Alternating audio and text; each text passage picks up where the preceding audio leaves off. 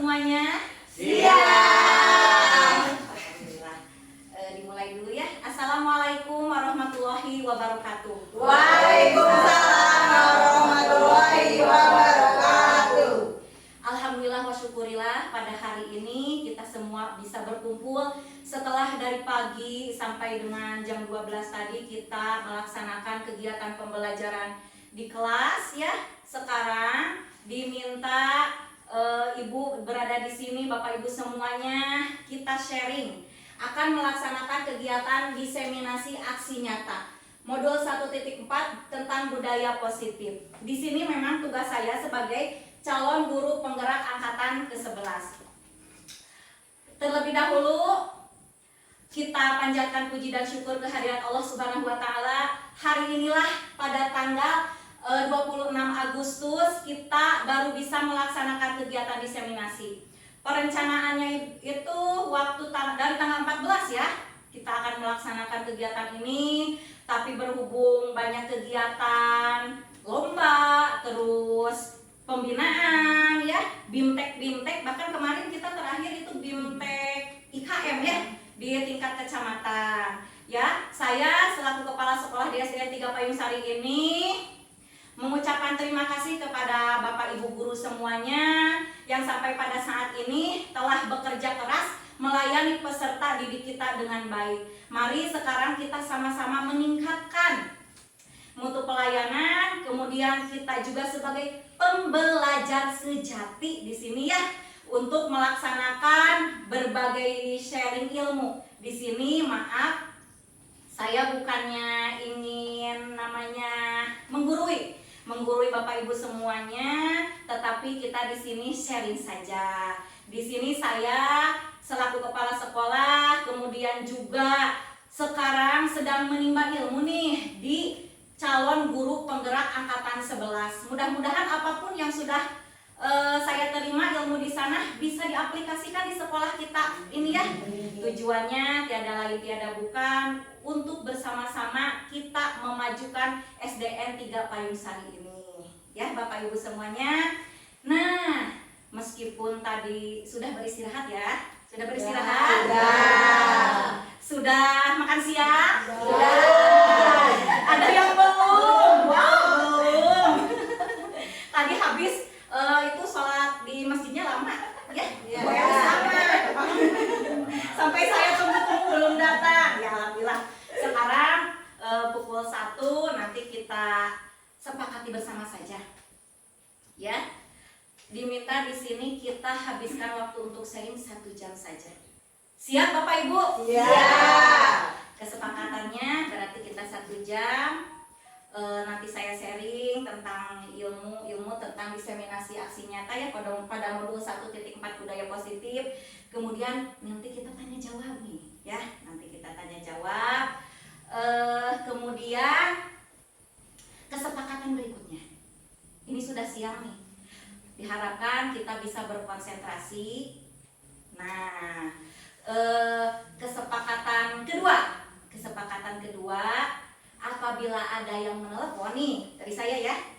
Apabila ada yang menelpon dari manapun HP Bapak Ibu berdering, angkat. Jangan sampai sungkan, takut nanti suaminya atau istrinya nelpon gitu kan. Silakan angkat saja nggak apa-apa. Terus apabila nanti pingin ke kamar kecil, boleh, nggak apa-apa ya. Ya, Bu. Iya, sip, sepakat ya? Sepakat. Yuk, kita bersama-sama ucapkan basmalah dulu untuk membuka acara ini. Bismillahirrahmanirrahim. Ya, pastikan kita berkonsentrasi. Kita ice breathing dulu. Siap? Ya. Berdiri semuanya. Ya. Supaya power kita kembali setelah melayani peserta didik kita. Harus semangat sekarang. Kita akan bersama-sama menimba ilmu. Semangat. Tepuk semangat apa yang tiap hari itu tuh suka didengar sama ibu di kelas-kelas. Tepuk semangat Ridi, Bu. Oke, tepuk semangat Ridi siap? Siap. Tepuk semangat Ridi. Dan tanda. Ding ding ding. Dung dung dung. Dan ding ding ding. Dung dung dung.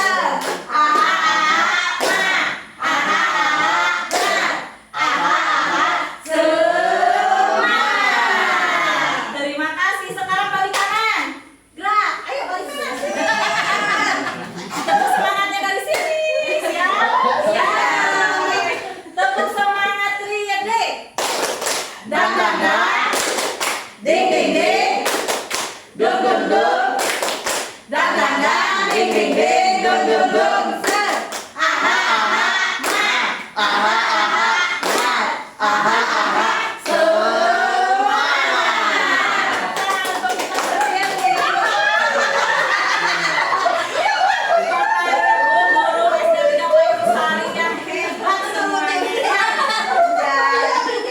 Gimana perasaannya sekarang? Sudah ada semangatnya? Ya, itu yang diharapkan. Nah, Bapak Ibu semuanya, kita sekarang fokus ke depan. Mana ya? Di sini saya sudah mempersiapkan bahan materi kita hari ini. Baiknya perkenalan dulu. Udah kenal. Ibu Etima ya. Udah kenal. Yang pasti sekarang lagi menimba ilmu nih. Mohon doanya ya. Iya. Sebagai CGP angkatan 11 di sini, alhamdulillah ya. Dapat ini fasilitator yang baik. Aduh. Kembali dulu. Mananya. Nah, ini dia fasilitator Ibu. Di sini Bapak Karsono SPD MPD ya. Beliau berasal dari Jawa. Kemudian ini juga pengajar praktiknya atau Bapak PP-nya Pak Haris Apriyadi SPD itu berasal dari Cihaur Beti. Itu perkenalannya. Kalau ini yang tengah tidak perlu diperkenalkan kembali. Sudah terpampang nyata setiap hari kita berinteraksi ya. Iya. Ayo kita lanjutkan. Untuk diseminasi aksi nyata ini masuk ke modul 1.4 tentang budaya positif. Nah, sekarang Ibu ingin bertanya dulu. Apa itu budaya positif? Ada yang tahu?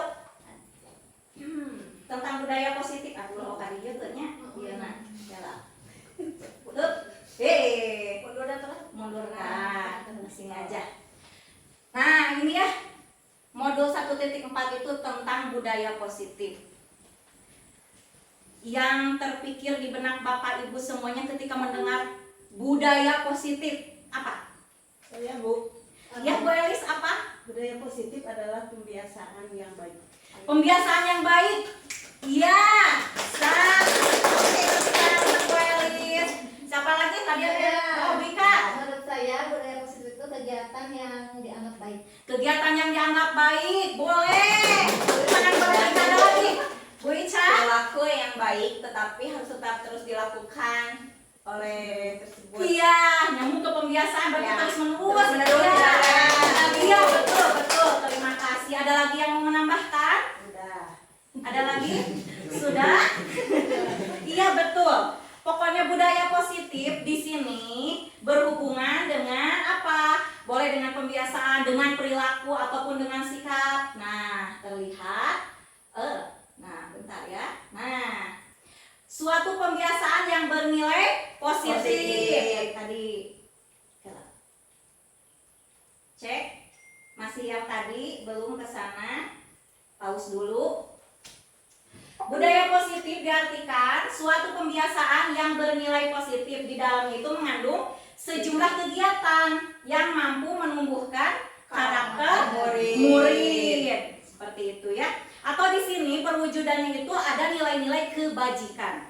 Ya, nilai-nilai kebajikannya secara universal.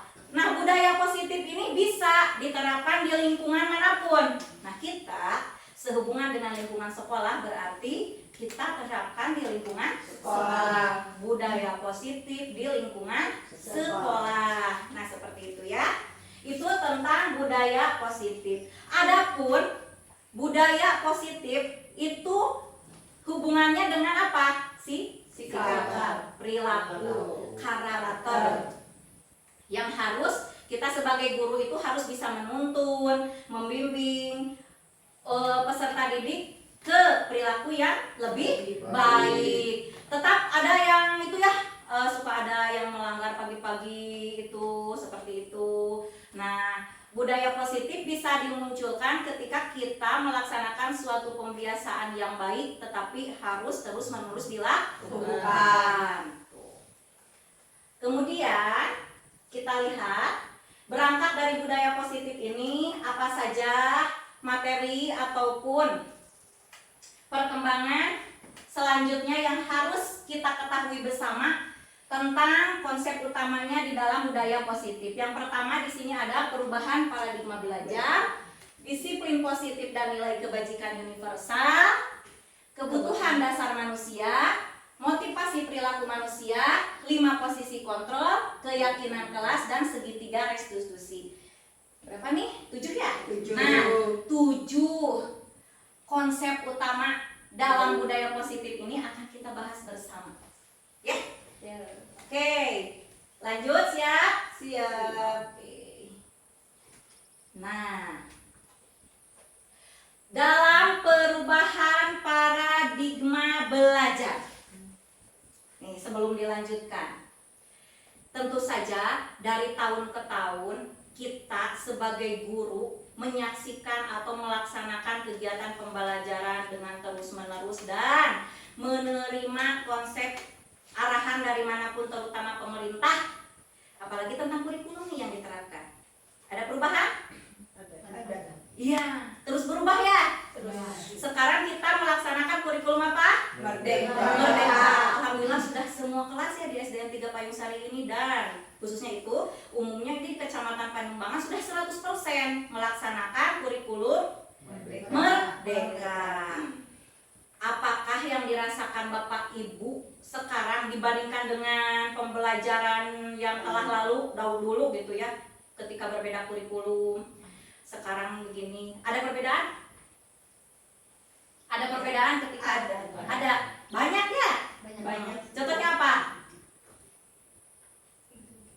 Paradigma belajar. Jadi belajarnya teh berbeda sekarang mah tuh. Ya? Jadi lebih ke bebas siswa menentukan Betul. pembelajaran. Jadi diutamakannya siswa yang belajar. nah, diutamakan siswa yang belajar. Belajar. Dengan kata lain, student center. Betul? Dirasakan oleh semuanya? Ya. Ada lagi dibandingkan dengan zaman dulu itu ada teacher center. Bagaimana Bapak Ibu sudah bisa menerapkan student center di kelas? Insya Allah. Iya, student center. Masih Berproses terus. Betul. Apa yang dirasakan ketika kita melaksanakan pembelajaran student center dalam paradigma baru? Siswa lebih tangkap dan bisa terus mencari informasi yang baru, Iya. tidak hanya mendengarkan informasi dari gurunya saja, tetapi dari lingkungan masyarakat atau lingkungan teman bermainnya, bisa jadi lingkungan perpustakaan. Saat membaca buku yang lain juga mereka bisa terus mengolah atau terus belajar dengan Iya. sendirinya, tidak hanya Tidak hanya dari guru saja menerima informasi, tapi informasinya bisa dari media-media luar. jadi sumber atau- belajarnya Banyak. banyak. Cukup Wika? Bu Ica ya? Ica, iya. Paradigma belajar sangat berbeda. Ketika student center mereka harus bisa memecahkan masalah sendiri. Begitu. Soal dari mereka bisa, ya kan? Bisa. Tapi mereka juga yang menjawabnya. Terus mereka yang mencari sumber belajarnya. Kita sebagai guru hanya untuk meluruskan Fasilitator. menjadi fasilitator. Betul. Yuk kita lihat. Nah, disinilah perubahan paradigma dalam pembelajaran dirancangkan berdasarkan pembelajaran berdiferensiasi yang tadi sama Bu Ica diungkapkan. Sumber belajarnya jadi banyak, tidak hanya dari guru saja, bisa dari buku referensi, bisa dari medsos, atau mencari sumber-sumber lainnya.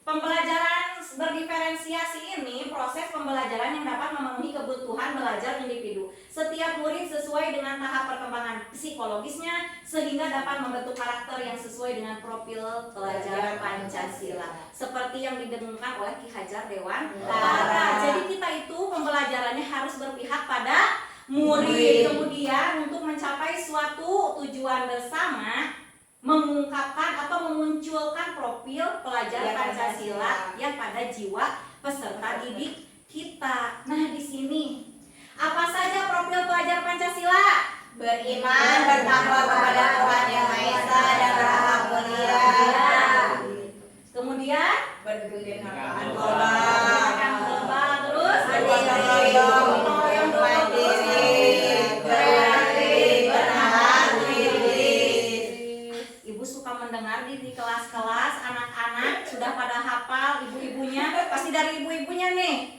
betul? Ada lagu profil pelajar Pancasila. Berdiri semuanya, ayo nyanyikan lagu profil pelajar Pancasila. Bu, mau pakai ini?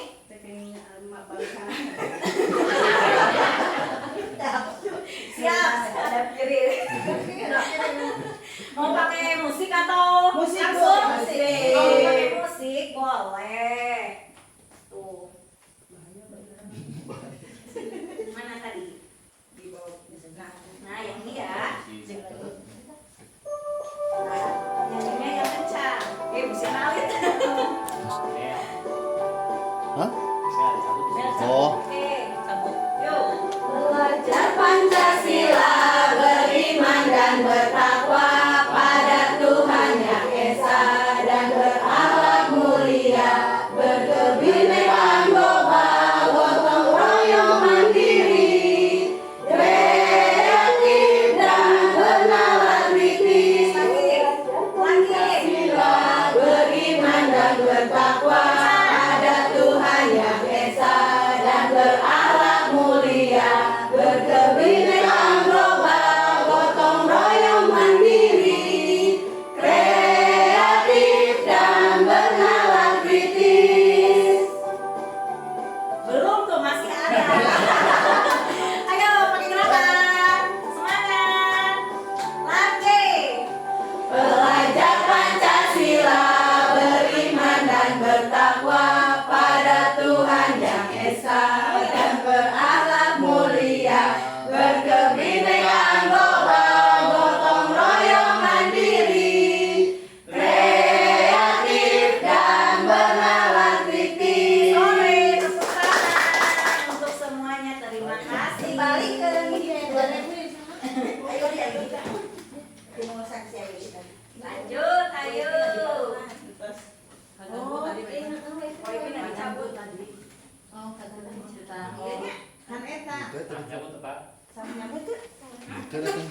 Oh Pipi iya. mah gitu nyambut eta bungkul sama bel.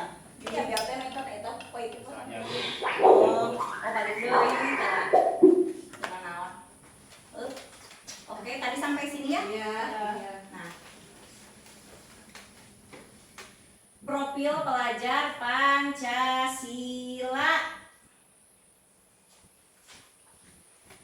Nah, wih deui. Oke.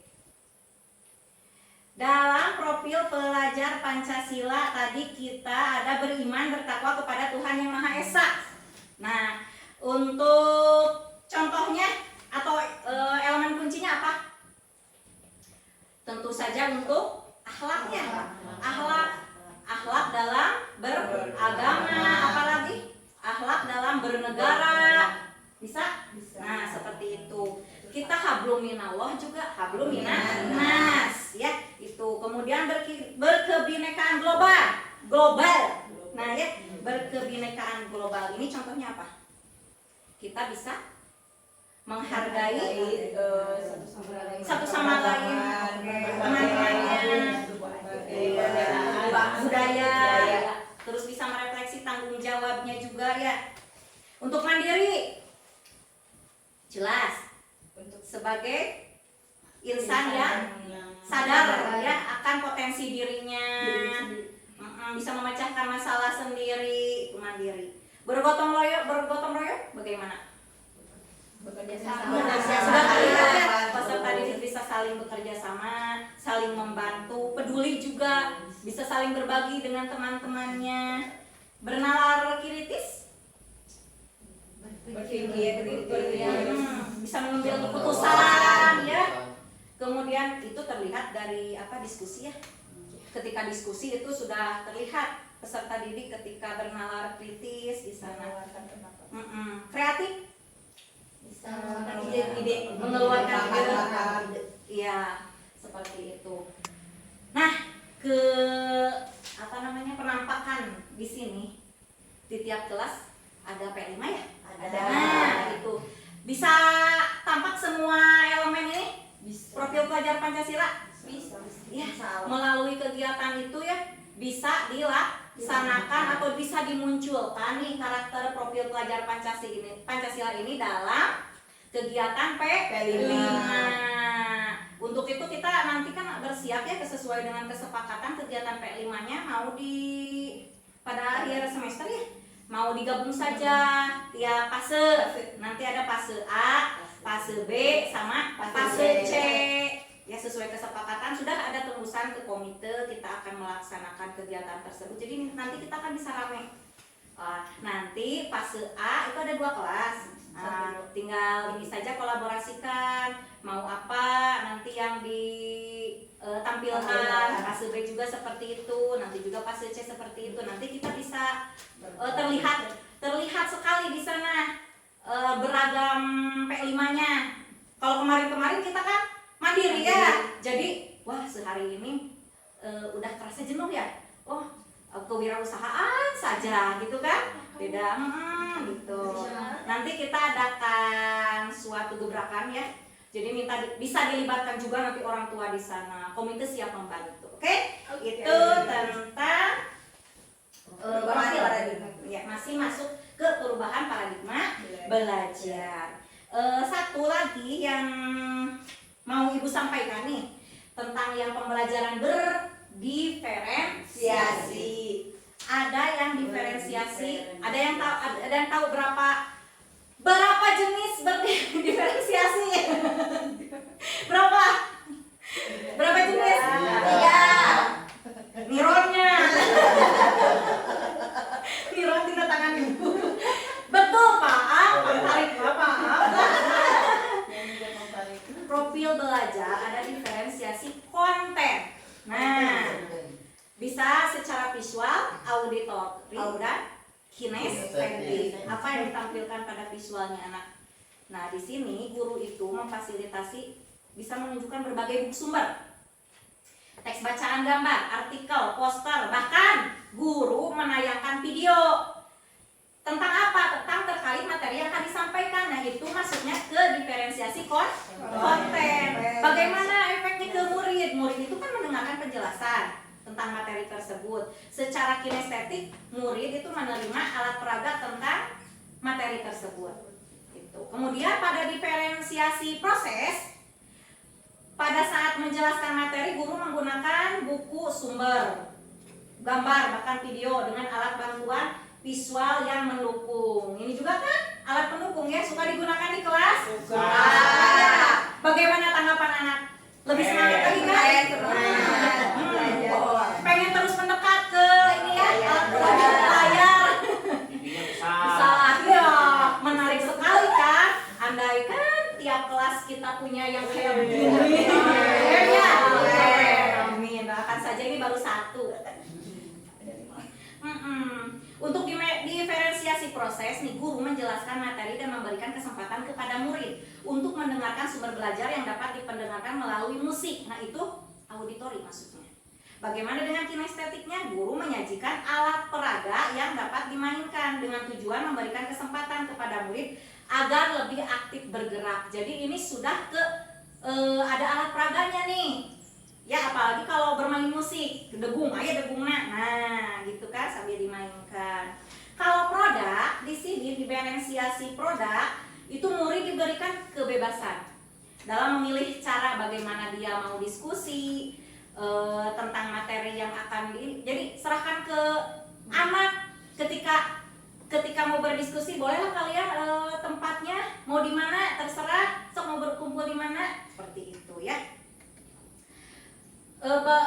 Berdasarkan apa kita mengelompokkan anak? Berdasarkan apa? Banyak ya? Kita kadang begini, ini supaya tidak telat nih, anak yang ini disatukan dengan yang pintar gitu kan, supaya cepet menjawabnya, supaya cepet nih solusinya gitu kan. Nah, ada juga kita mengklasifikasikan berdasarkan murid dengan kemampuan kurang, murid dengan kemampuan cukup, ataupun murid dengan kemampuan baik. Pokoknya pemahaman kita ya tentang murid, kita itu tidak ada yang murid yang bodoh ya, hanya saja murid itu unik ya, unik dalam berprosesnya seperti itu. usahanya itu harus dekat dengan gurunya. Ya, seperti kemarin Bu Ika, pas saya masuk ke kelas, itu lagi digulung sama anak-anaknya. Jadi pemahaman mereka itu akan lebih lebih cepat menanggap materinya ketika dekat dengan gurunya, seperti itu ya. Bu Ika senang tidak seperti itu anak-anak? Jadi iya senang kata Bu Ika, serasa jadi fans katanya ya, murid-muridnya banyak fans Bu Ika pokoknya. Apalagi guru kelas 1, coba Bu Haji, keren sekali. Bu Haji kemana pasti we? Ada di belakangku. Bahkan Bu Haji keluar dulu ke WC ikut. Lagi Bu Haji dicari ditemuan sama anak-anaknya, saking apa? Nah gitu ya, mereka antusias menerima materi dari kita. Lanjut yuk. Nah ya, lanjut. Setelah ini, nah yang tadi sudah kita bahas di sini, profil pelajar Pancasila. Sudah ya? Ada yang mau ditanyakan? Nanti dalam tanya jawab saja ya. Cukup. Lanjut. Disiplin positif. Nih, mendengar kata disiplin dulu. Apa yang Bapak Ibu pikirkan tentang disiplin? Patuh pada aturan. Sama. Taat. Apa Bu Elis? Sama Bu. Oh sama, itu aja. Iya, taat pada aturan. Ya, jadi memang di budaya kita ada disiplin. Dimaknai sebagai sesuatu yang dilakukan seseorang terhadap orang lain untuk mendapatkan kepatuhan. Coba di sekolah juga ada. Iya, kita harus ada disiplin. Di mananya? Di kelasnya, disiplin di sekolahnya. Kalau di rumah Di rumah harus ya.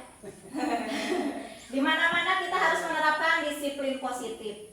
Nah, seperti di sini dijelaskan dalam budaya kita, makna kata disiplin dimaknai menjadi sesuatu yang dilakukan seseorang pada orang lain untuk mendapatkan kepatuhan. Kita cenderung menghubungkan kata disiplin dengan ketidaknyamanan. Kenapa? Karena betul ketika kita menerapkan disiplin, kan ada saja murid yang melanggar seperti itu ya. Terjadi kasus demi kasus. Kalau sudah disiplin penuh Pak, tidak akan terjadi seperti itu. Kenapa? Karena disiplin ini terasa mengikat, bukan timbul dari diri sendiri. Kita ini dulu dari Bapak kita Ki Hajar Dewantara, Bapak pendidikan kita menyatakan, coba baca Bu Ica. Di mana ada kemerdekaan, disitulah harus ada disiplin yang kuat. Sungguh pun disiplin itu bersifat self disiplin ya. yaitu kita sendiri yang mewajibkan kita dengan sekeras-kerasnya. Tetapi itu sama saja, sebab jikalau kita tidak cakap melakukan self disiplin, wajiblah penguasa lain mendisiplinkan diri kita. Dan peraturan dengan itulah harus ada di dalam suasana yang merdeka. Nah, pernyataan ini tuh sudah ada. Sekarang kita perdalam. Mengapa? Karena di dalam kurikulum merdeka ini dijelaskan dengan sedemikian rupa, dilaksanakan sedetail mungkin, jangan sampai memaksa. Di sini disiplinnya jangan sampai memaksa, karena ketika dipaksa itu tidak enak tentunya ya. Makanya terjadi ketidaknyamanan. Nah, di situ menyatakan ya Bapak pendidikan kita Ki Hajar Dewantara, untuk mencapai kemerdekaan atau dalam konteks pendidikan kita saat ini untuk menciptakan murid yang merdeka, syarat utamanya adalah harus ada disiplin yang kuat. Disiplin yang dimaksud bukan dari mana-mana, tetapi disiplin dari diri sendiri yang memiliki motivasi internal. Jika kita tidak memiliki motivasi internal, maka kita memerlukan pihak lain untuk mendisiplinkan kita atau motivasi eksternal. Karena berasal dari luar, bukan dari dalam diri kita sendiri. Nah, untuk mempelajari bagaimana cara kita mengontrol diri dan bagaimana menguasai diri untuk memilih tindakan yang mengacu pada nilai yang kita hargai agar tercipta tujuan mulia yang diinginkan ini. Seseorang itu harus memiliki disiplin diri. Otomatis mereka sendiri harus bertanggung jawab terhadap apa yang dilakukannya karena mereka mendasarkan tindakan pada nilai kebajikan universal. Oke. Bagaimana Bapak Ibu nih di kelasnya untuk mendisiplinkan anak? Ada apa? Ada kesepakatan kelas. Betul. Ada kesepakatan kelas atau keyakinan kelas. Nanti kita akan bahas itu di selanjutnya. Lanjut dulu ya. Nah, nanti jadi hubungannya ke sana. Yang pasti dari kutipan ini kita harus menuntun, membimbing anak sehingga mereka itu bisa menjadi atau menimbulkan disiplin yang positif. Next. Di sini, nah, disiplin diri dapat membuat seseorang untuk menggali potensi menuju sebuah tujuan, yaitu dihargai dan bermakna. Disiplin diri juga mempelajari bagaimana cara kita mengontrol diri, bagaimana menguasai diri, memilih tindakan yang mengacu pada nilai-nilai yang kita hargai. Nanti ini nyambungnya kepada nilai-nilai kebajikan. Tugas kita sebagai pendidik bisa menciptakan anak-anak yang memiliki disiplin diri sehingga mereka bisa berperilaku dengan mengacu pada nilai kebajikan universal dan memiliki motivasi intrinsik, bukan ekstrinsik. Jadi bagaimana menimbulkan kesadaran mereka, ya kesadaran diri mereka itu yang utamanya. Next, nilai kebajikan universal,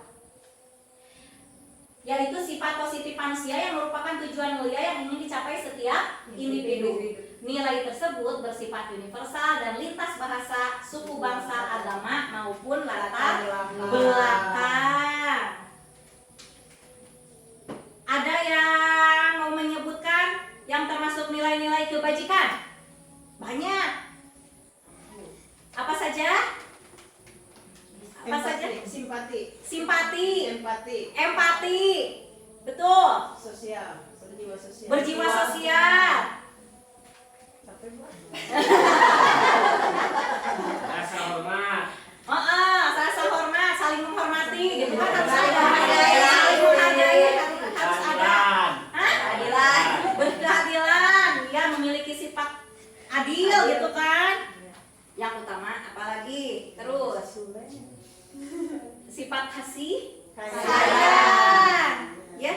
Terus percaya diri, jujur. Itu tuh nilai yang harus ada tuh, jujur, tanggung jawab, ya.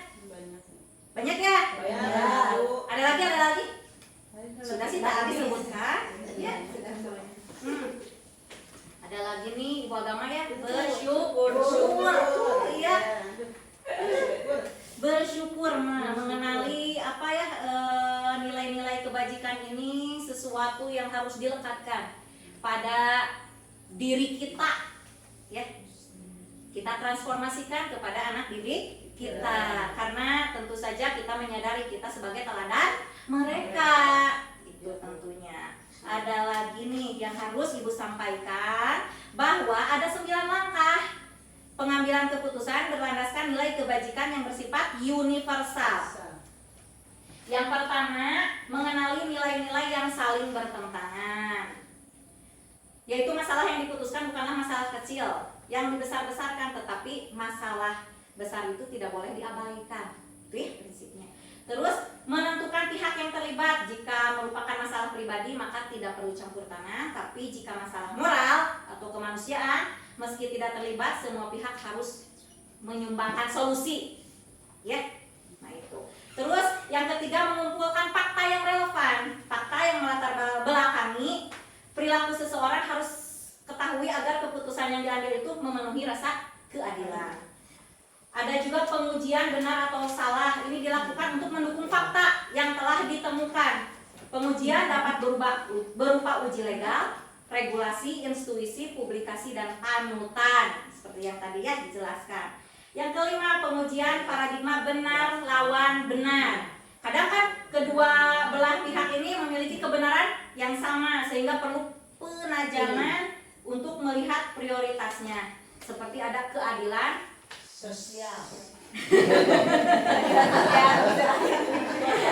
ketika ada masalah keadilan teh berlawanan dengan kasihan gitu kan? Keadilan berlawanan dengan kasihan seperti itu. Kemudian yang keenam, melakukan prinsip resolusi. Ini nanti kita perdalam tentang beberapa thinking yang perlu penyelesaiannya, itu dilematik dalam kegiatan sosial kita. Kemudian investigasi opsi trilema juga ada. Kadang kan solusi ditemukan di luar pihak yang terlibat. Nah, seperti itu. Yang kedelapan, membuat keputusan, di mana itu membutuhkan suatu keberanian. Tapi keputusan itu jangan sampai, kalau kita melibatkan banyak orang, jangan sampai keluar dari satu pihak tentunya ya. Yang penting harus bisa dimusyawarahkan dan dapat dipertanggungjawabkan secara moral. Yang terakhir, nih, melihat kembali keputusan tersebut dan merefleksikannya.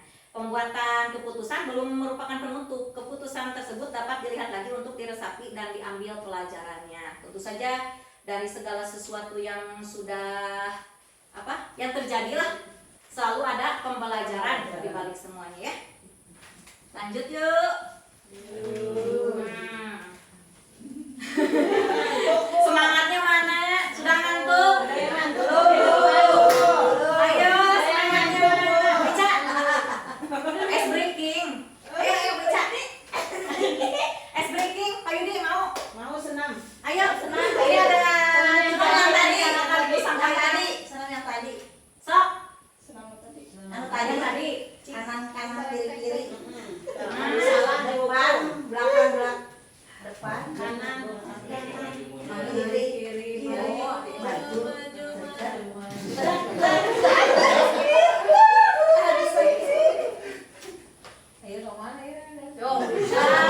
Sesuai kelas Es breaking tampaknya Bu Haji sedang ngantuk.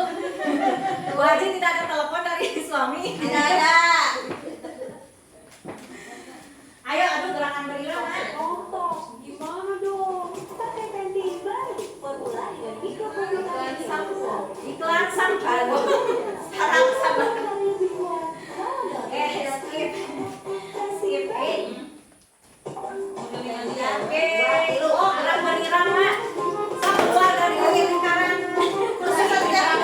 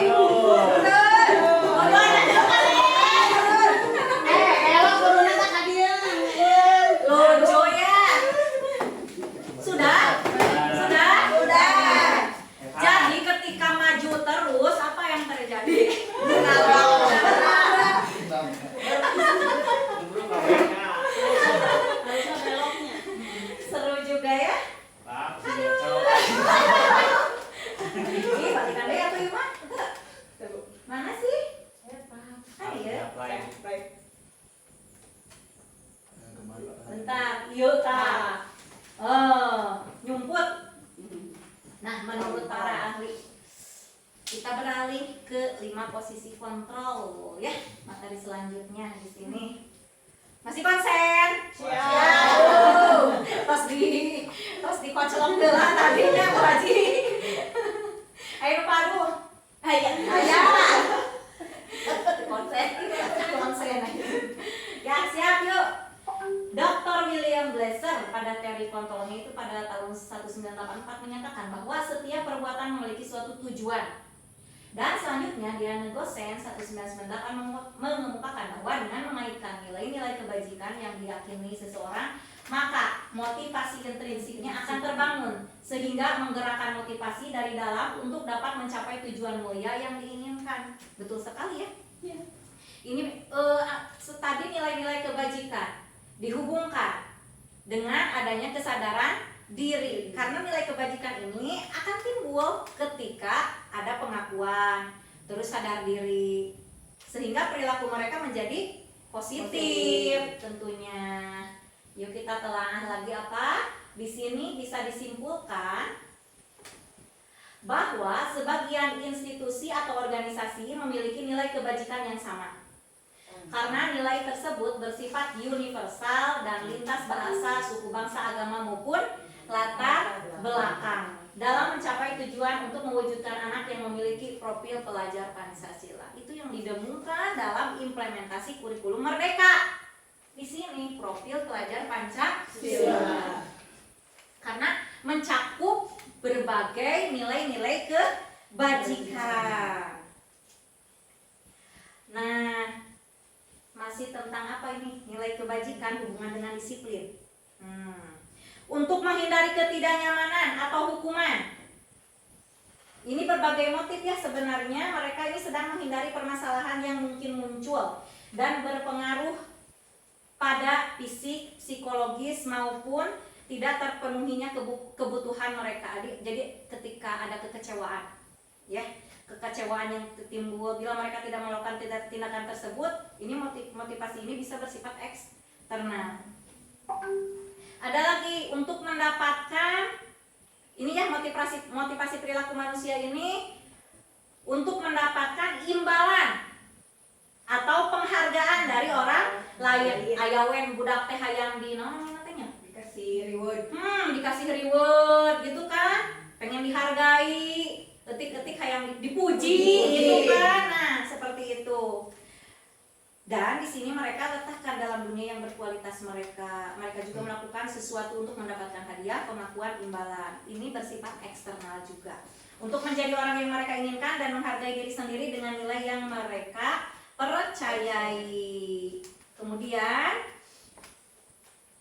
kita lihat hubungannya. Nah, di sini ya yang tadi motivasi perilaku manusia untuk menghindari ketidaknyamanan tadi ya, untuk mendapatkan imbalan dan juga untuk menjadi orang yang mereka inginkan. Gitu. Ada 5 kebutuhan dasar manusia. Kebutuhan bertahan hidup. Yang pertama, cinta dan kasih sayang. Kebebasan freedom. Kemudian kesenangan fun dan kekuasaan power. Ya, ini yakin ini materi ini kemarin juga dibahas ya dalam IKM. Belonging apa Bu? Kebutuhan bertahan hidup. Kasih Saya sayang dan rasain sayang. gitu. 5 belonging. Nah, kita baca sama-sama. Nah, di sini bertahan hidup atau survival. Ini kebutuhannya bersifat fisiologis untuk bertahan hidup, misalnya kesehatan, rumah, makanan. Nah, tadi Wellis ya yang belonging itu kasih sayang dan rasa ini diterima. Kebutuhan yang bersifat psikologis, kebutuhan akan hubungan koneksi sosial, kebutuhan untuk memberi dan menerima kasih sayang, kebutuhan untuk merasa menjadi bagian dari suatu kelompok. Jadi ingin ada pengakuan seperti itu ya. Kemudian penguasaan power. Kebutuhan yang bersifat psikologis berhubungan dengan kekuatan untuk mencapai sesuatu, menjadi kompeten, menjadi terampil, diakui atas prestasi dan keterampilannya, didengarkan dan memiliki rasa harga diri. Itu kalau itu kepemimpinannya sudah terlihat ya. Kemudian kebebasan, freedom. Kebutuhan yang bersifat psikologi ini adalah kebutuhan akan kemandirian, otonomi, memiliki pilihan, mampu mengendalikan arah hidup seseorang. Jadi bisa mengendalikan orang lain ya. So kayak ya siswa yang itu harus nurut ke si A, harus nurut ke si B. Kesenangan itu fun. Kebutuhan yang bersifat psikologi ini adalah kebutuhan akan mencari kesenangan,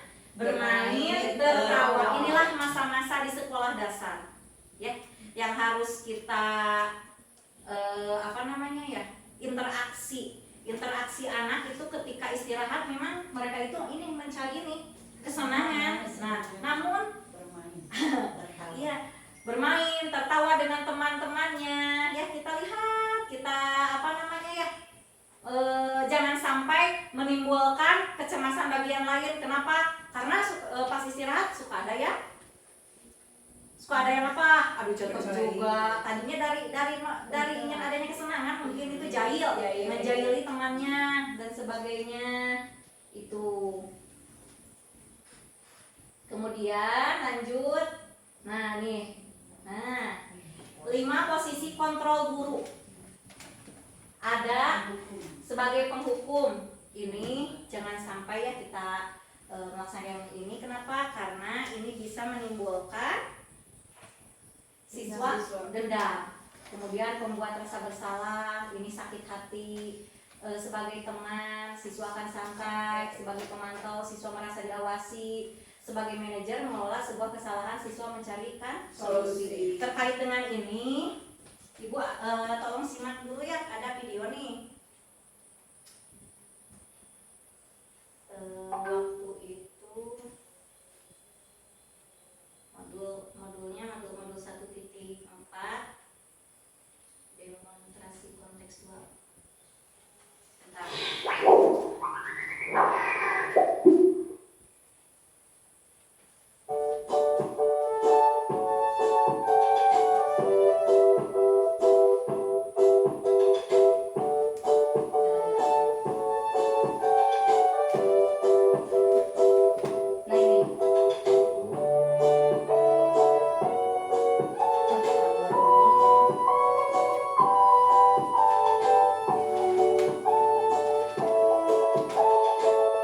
Nah, menstabilkan identitas pada segi nada salah. Ini tentang Nadila ya. Adaptasi. Nabila, tadi ibu dengar laporan dari ketua kelas. Katanya kamu tadi berpakaian buka. Ya bu, habis kesal. Kenapa kamu kesal? Jika tadi terus mencetek hasil pekerjaan saya bu, bukan hanya PR saja, tapi tugasku dicontek. Oh begitu.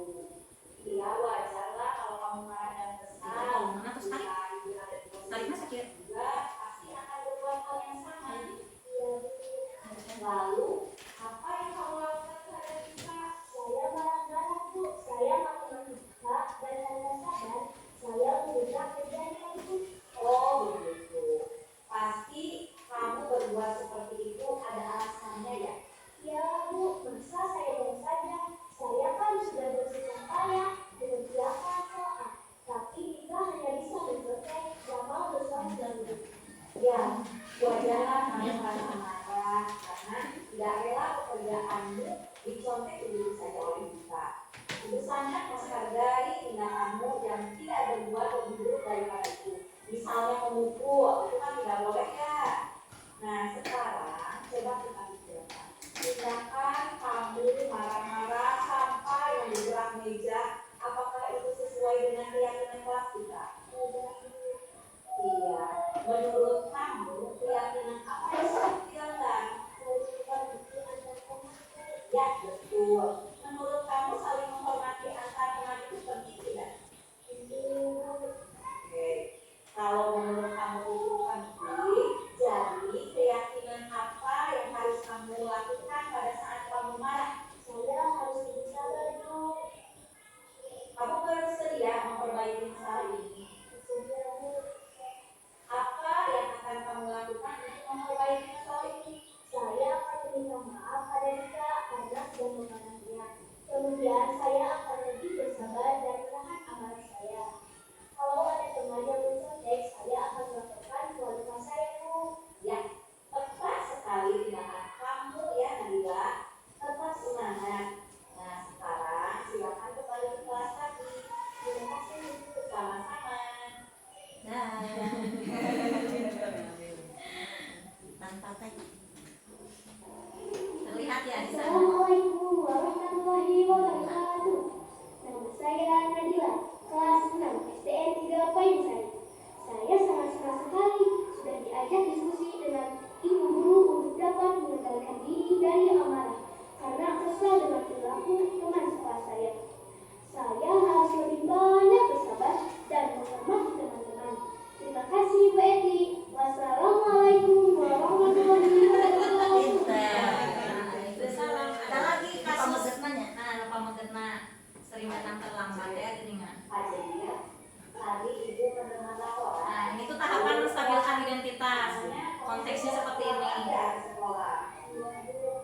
Menurut ingatan kamu, memangnya kamu sudah berapa kali melamar sekolah? Seminggu, Jujurnya lebih dari 5 kali. itu suatu kesalahan kan? Baiklah, kata dia. Berbuat kesalahan itu manusiawi. Setiap orang pasti pernah berbuat kesalahan.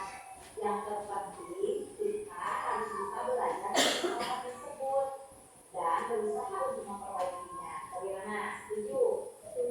Ada kesepakatan ya. Fadil, mari kita cari solusi bersama ya.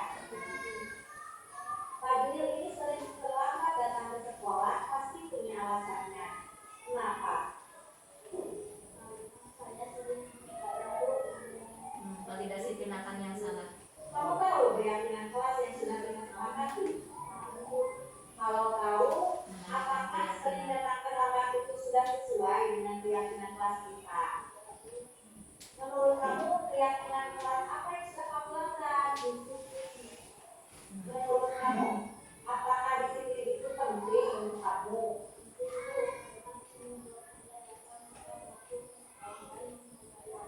Ya, betul sekali. Menghargai waktu itu penting dan sangat bermanfaat untuk kita. Seperti kita juga kan bisa menghargai orang-orang yang ada di sekitar kita. Pekerjaan menjadi tidak menumpuk dan kita juga melatih rasa kepedulian.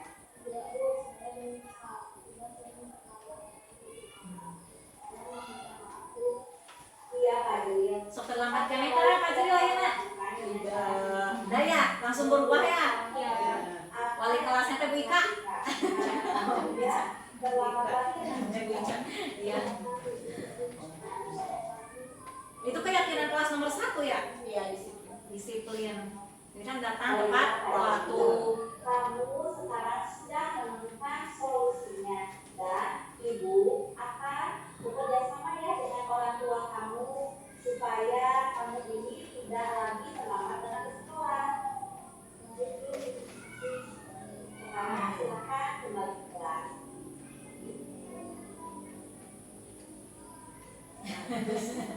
Assalamualaikum, nama saya Fajril dari kelas 5 SDN 3 Payungsari. Terima kasih Bu Eti, saya sangat senang sekali diajak diskusi untuk menemukan solusi atas kesalahan yang telah saya lakukan. Saya tidak akan begadang lagi supaya tidak Iya, akibat main HP terus ya tuh ya. Ada.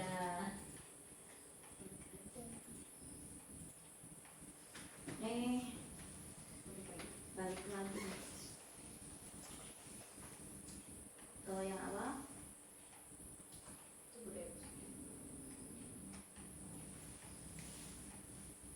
satu putaran. Tadi sampai sini? Sampai sini? Nah, lanjut.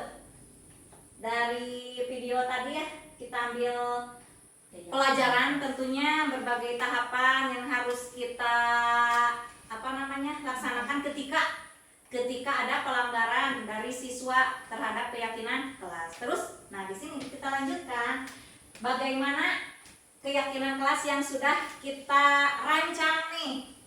Sudah ada di kelasnya masing-masing? Sudah. Kapan itu dirancangnya? Waktu apa? Awal masuk. Oh ya, pas awal masuk. Jadi pas awal tahun ajaran Ajaran baru. Ya, sudah melaksanakan semuanya. Sudah. Kemudian sudah dipampang ya di dinding kelasnya. Ya, Keyakinan kelasnya berawal dari kesepakatan kelas. Nah, di sini ada pernyataan. Mengapa keyakinan kelas? Mengapa tidak peraturan kelas saja? Karena kalau keyakinan kelas itu dari dirinya sendiri yang muncul. Kalau betul. peraturan mah kita yang buat peraturan, tentu ke anak pun akan tertekan. Ya, Tidak pasti banyak yang melanggar. Kalau Maksa keyakinan mah pasti tentu anak akan mengikutinya karena kan keyakinan disepakati dan didukung dari kemauan anaknya seperti apa sih keyakinan di kelas agar nyaman, tetap nyaman dalam belajar di kelas. iya, tentu saja.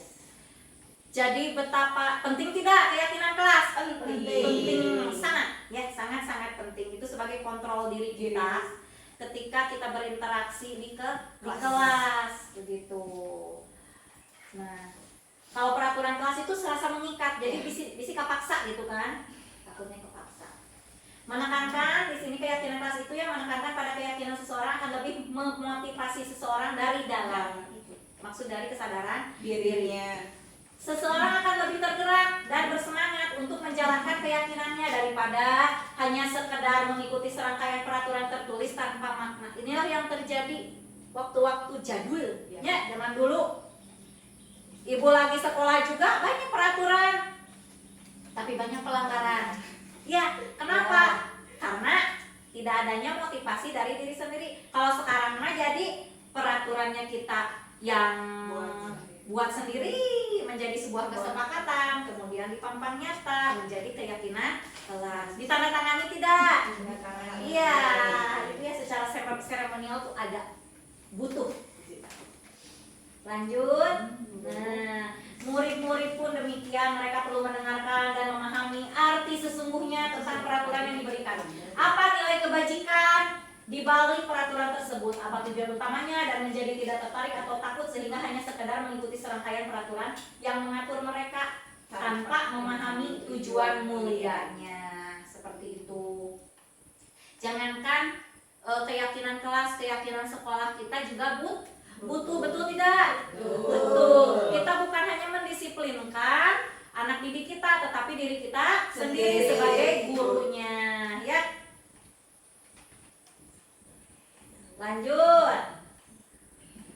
Apalagi? Nah, yang sudah dibuat keyakinan kelasnya ternyata ada tahapan-tahapan yang harus dilaksanakan. Ini hanya mengulang saja ya, bukan mengulas. Oh iya, benar, ternyata tahapan ini sudah dilakukan sama Bapak Ibu. Ini secara teorinya. Nah, yang pertama, keyakinan kelas bersifat lebih abstrak daripada peraturan yang lebih rinci dan konkret. Keyakinan kelas berupa pernyataan universal. Pernyataan keyakinan kelas senantiasa dibuat dalam bentuk yang positif. Keyakinan kelas hendaknya tidak terlalu banyak sehingga mudah diingat dan dipahami oleh semua warga kelas. Keyakinan kelas sebaiknya sesuatu yang dapat diterapkan di lingkungan tersebut.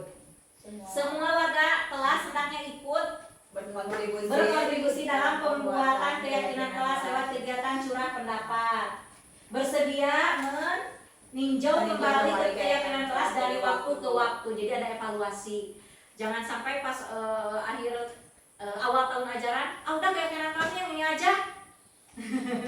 Karena sudah baik, belum tentu ya. Karena berbeda lagi berbeda lagi orangnya, berbeda lagi siswa-siswanya, seperti itu. Karakternya. Kemarin Ibu juga sudah mempraktekkan ya bersama Pak Ak di kelas 6 untuk membuat keyakinan kelas. Itu anak-anak disuruh menulis dulu kelas yang bagaimana yang mereka mimpikan. Memang banyak ya, harus datang tepat waktu.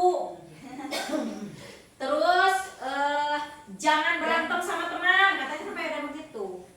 Ya, jangan berantem sama teman, itu apa nilai kebajikannya? Jadi saling menghargai teman. Terus malah ada yang nulis jangan menghina guru. Jangan menghina guru, ada yang nulis. Itu kan masih kata jangan itu kan negatif ya. Nah, kita alihkan ke pernyataan yang positif menjadi saling menghormati guru, seperti itu ya. Saling menyayangi antar teman, saling menghargai, banyak lagi lah. Jujur dalam bertindak itu ada di keyakinan kelas itu ya. Seperti tadi nilai-nilai kebajikan yang sudah kita bahas. Lanjut, prosedur pembuatan. Nah ini yang tadi Ibu bahas ya. Mempersilahkan murid dulu untuk mencurahkan pendapatnya. Kemarin itu Ibu sampai ada kartu ya, sticky note ya, pakai itu. Kemudian mencatat semua masukan murid-murid itu, dipampang di depan.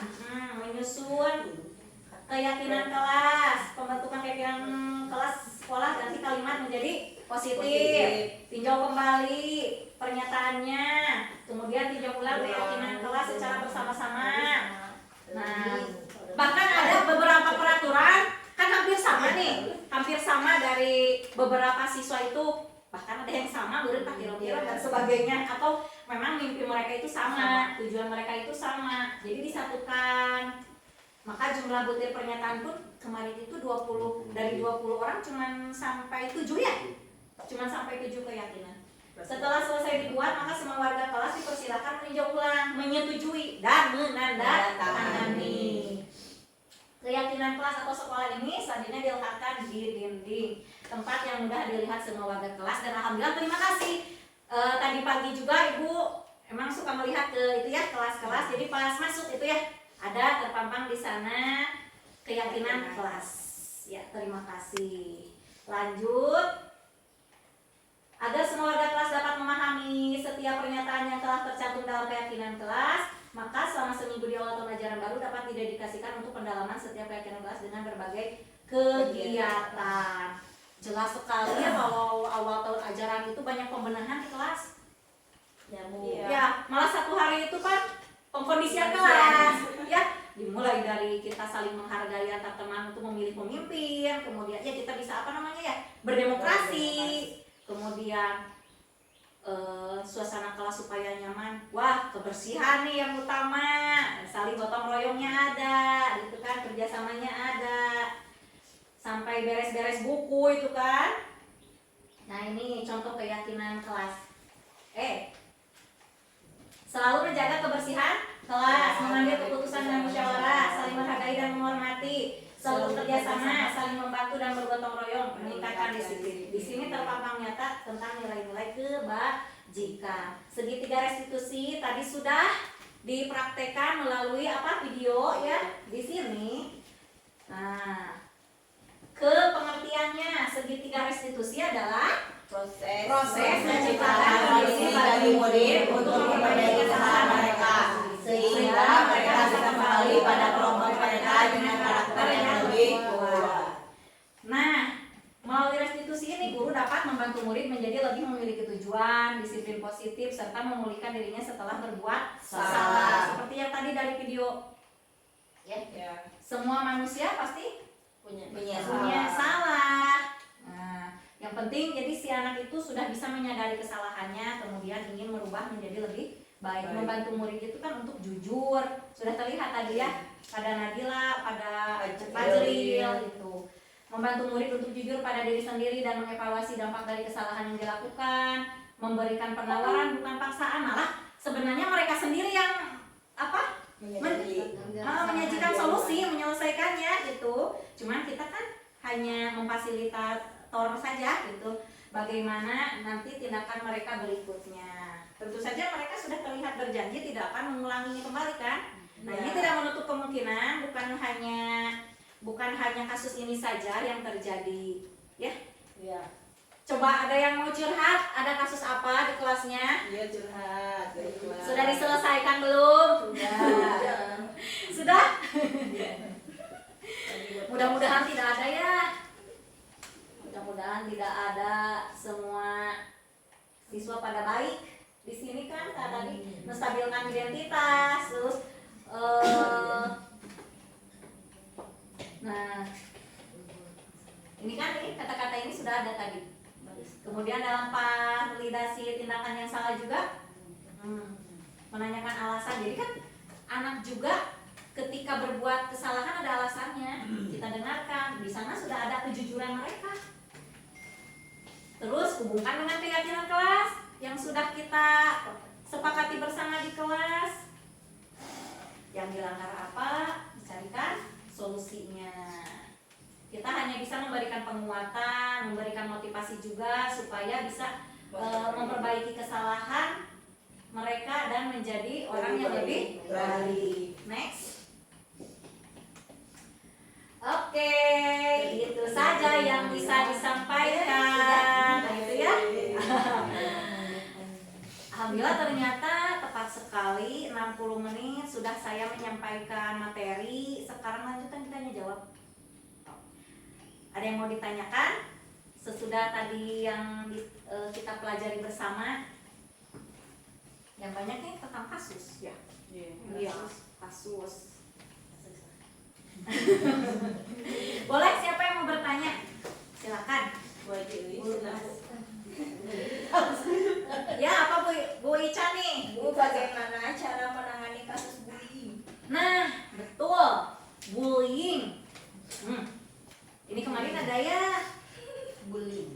hampir setiap hari itu menjadi apa namanya ya, itu bullyingnya ke menghina orang tua, ya, menghina orang tua, apalagi itu ya. Jadi begini ya, ketika ada kasus seperti itu memang kita tidak bisa mengendalikan anak didik kita pelaku bullying itu, tetapi kita kontrol, kita sikapi dengan bijak. Bagaimana caranya? Panggillah yang membully itu siapa, korbannya siapa. Korban itu jangan sampai mereka itu jadi korban yang apa namanya, mentalnya jadi minder kan, ada. Terus sampai kemarin ada yang tidak mau masuk sekolah, sampai dipaksa ya sama ibunya ya. Nah, jangan sampai seperti itu. Baiklah, di sini yang pertama ya, memang sudah kita laksanakan tahap 1 tentang sosialisasi bullying, yaitu dari KKN ya. Kebetulan ada KKN di sini nih, Unpad dari Universitas Perjuangan. Kemarin diminta untuk memberikan materi tentang bullying karena itu yang sedang marak terjadi di sekolah kita, ya. Bukan hanya kemarin-kemarin saja. Ya mudah-mudahan sekarang kita lihat bagaimana setelah ada sosialisasi tersebut. Kemudian ibu juga, nah setelah adanya laporan dari wali kelas, ya kita dapatkan objeknya nih, dipanggil objeknya dulu siapa pembulinya. Nah dia kan mempunyai alasan, tentu saja mempunyai alasan kenapa sih menghina ini, kenapa sih membuli ini, ada alasannya. Kita dengarkan kejujuran mereka. Setelah ada kejujuran mereka, kita cari solusi bersama-sama. Kayak tadi, segitiga restitusi tadi itu pakai ketika mereka sudah jujur, ketika kita sudah ada nih solusinya, kita minta bantuan ya supaya didamping dengan orang tuanya, seperti itu. Setelah ada pendampingan dari orang tua, kita tembusan juga ke komite supaya di masyarakat juga bisa terpantau, seperti itu. Ini hanya sebatas ikhtiar kita. Nah, jadi fasilitator untuk peserta didik seperti itu, jadi harus ada perhatian khusus. Nah, sudah ditanda kutip lah anak tersebut sih kemarin pembuli. Nah, kita kasih perhatian lebih, bagaimana cara meminimalisirnya supaya dia bisa mengontrol emosinya, dia bisa mengontrol sikap menghargainya kepada teman-temannya, itu ya. Nah, kita sama-sama nanti kalau ada lagi kasus seperti itu, kita cari solusi bersama. Sudah adakah tingkatan pembeda ketika sebelum menerima sosialisasi tentang bullying dengan setelah? Ada. Nah seperti itu ya. Kita praktekkan nanti segitiga restitusinya. Ini ibu sudah praktekkan ke 2 orang. Ya mudah-mudahan setelah di adanya solusi tersebut, dengan cara-cara ikhtiar kita untuk meminimalisir meniadakan pembulian di sekolah kita ini, jadi anak-anak kita bahasanya lebih baik lagi. Seperti itu nilai kebajikannya. Ada lagi yang mau bertanya?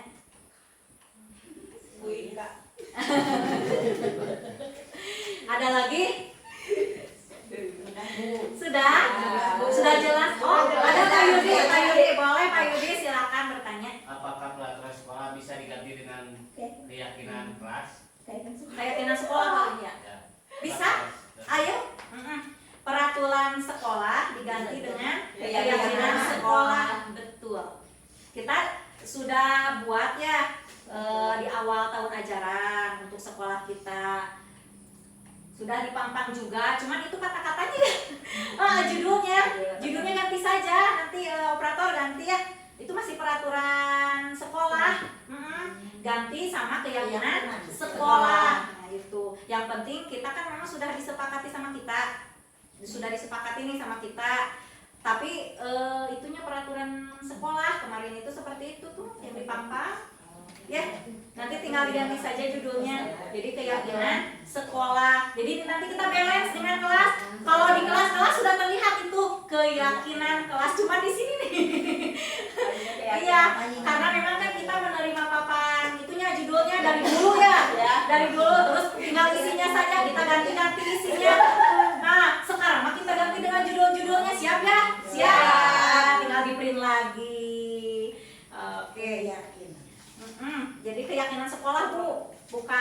peraturan sekolah. Tapi alhamdulillah membaca poin-poin tentang keyakinan sekolah. Alhamdulillah di kita kondusif.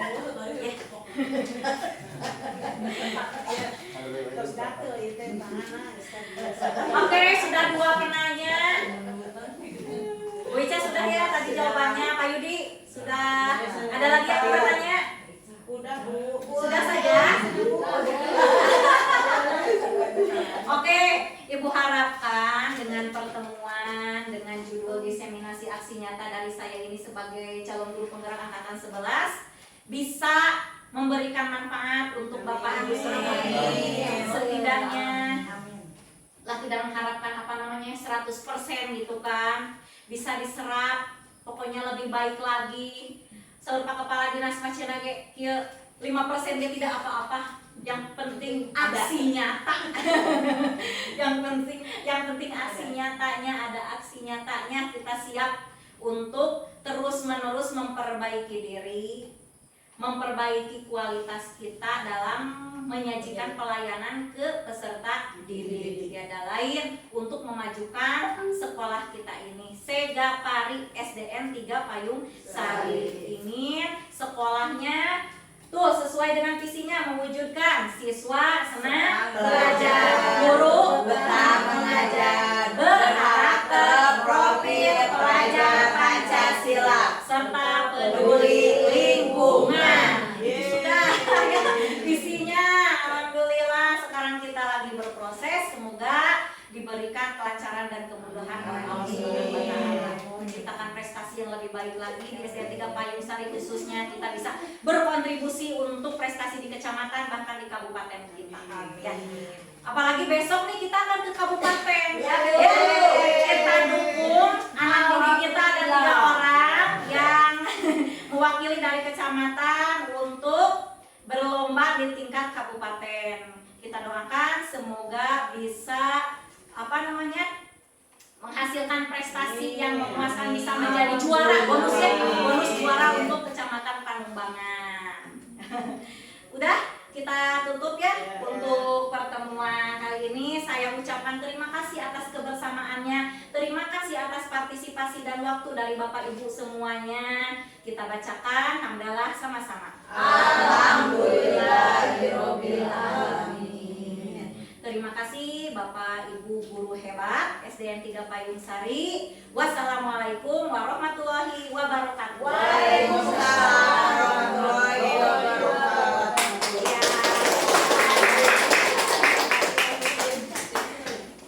Belajar Pancasila.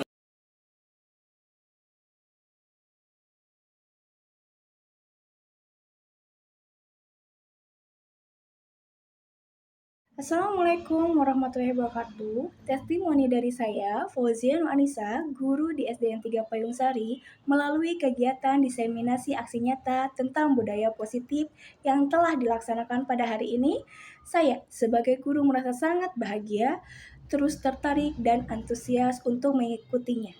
Karena ternyata ilmu-ilmu dalam guru penggerak itu sangat mendalam dan mempengaruhi proses pembelajaran kami ketika di kelas. Sehingga tentu saja kegiatan seperti ini dapat memicu perubahan dan peran aktif kami sebagai guru untuk lebih meningkatkan kompetensi pembelajaran di kelas. Kami mendapat ilmu, mendapat pencerahan, dan bisa berkolaborasi juga. Terima kasih, semoga lancar dan sukses selalu untuk Bu Eti. Salam guru penggerak. Wassalamualaikum warahmatullahi wabarakatuh.